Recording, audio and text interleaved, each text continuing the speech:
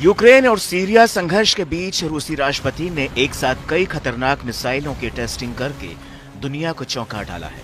रूस ने अपनी नई पीढ़ी की हाइपरसोनिक मिसाइल का कामयाब टेस्ट करने का दावा किया है।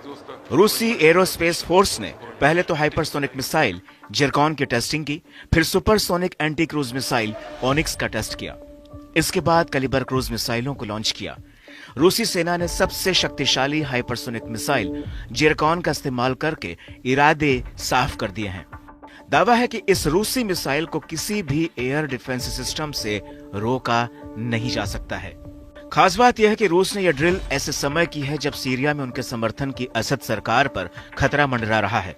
दावा है कि तुर्की के इशारे पर एचटीएस विद्रोहियों ने सीरिया में बड़ा हमला किया है, वहां के दूसरे बड़े शहर अलेप्पो पर कब्जा तक जमा लिया है। दरअसल भूमध्य सागर पर रूस ने यह वॉर ड्रिल की है, जहां नौसेना ने अपनी शक्ति प्रदर्शन कर पश्चिमी देशों को एक बड़ा संदेश देने का काम किया है। रूसी रक्षा मंत्रालय ने इससे जुड़ा एक वीडियो भी शेयर किया है। रूसी नेवी ने एक साथ 3 वारशिप में हाइपरसोनिक मिसाइलों का टेस्ट किया। इस दौरान इन मिसाइलों का टारगेट भी बेहद सटीक रहा। रूस की जिरकॉन हाइपरसोनिक मिसाइल की अब तक सिर्फ झलक देखी गई थी। यूक्रेन युद्ध में टेस्टिंग के बाद इस मिसाइल के टुकड़े ही सामने आए थे। जहां तक जिरकॉन के नए वीडियो की बात है तो इसे कभी कभी सिरकॉन भी कहा जाता है। रूसी रक्षा मंत्रालय ने बताया कि यह लाइव फायर अभ्यास पूर्वी भूमध्य सागर में हुआ। इसमें सी बेस्ड और हवा से दागी जाने वाली मिसाइलें शामिल थी। बताया जाता है कि एडमिरल गोर्शकोव और एडमिरल गोलोवकोव फ्रिगेट ने जिरकॉन मिसाइलें दागी हैं। इसी बीच सीरियाई तट पर बेस्टियन तटीय रक्षा प्रणाली ने ओनिक्स सुपरसोनिक क्रूज मिसाइल दागी है।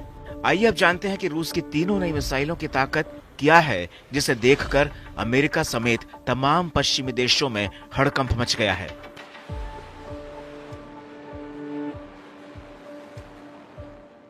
जिरकॉन हाइपरसोनिक क्रूज मिसाइल 1 घंटे में 11,000 किलोमीटर की स्पीड से चलती है।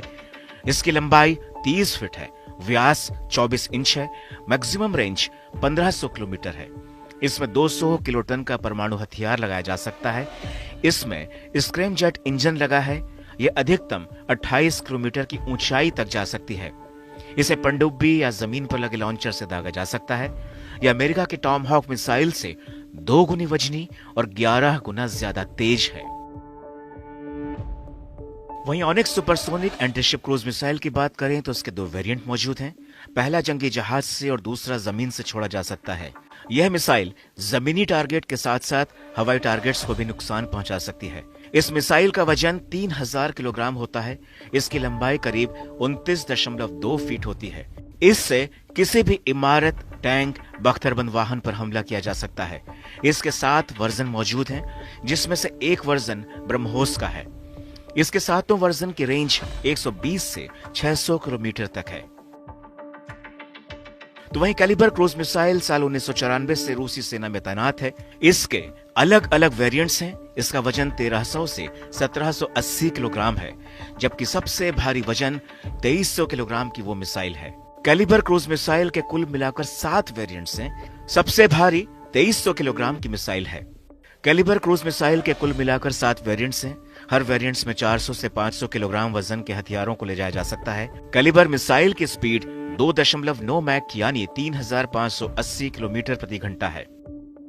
बहरहाल इसमें कोई शक नहीं कि अमेरिका और नाटो देशों की इस रूसी ड्रिल पर बारीकी से नजर रही है, क्योंकि अब उनके सामने जिरकॉन आ चुकी है।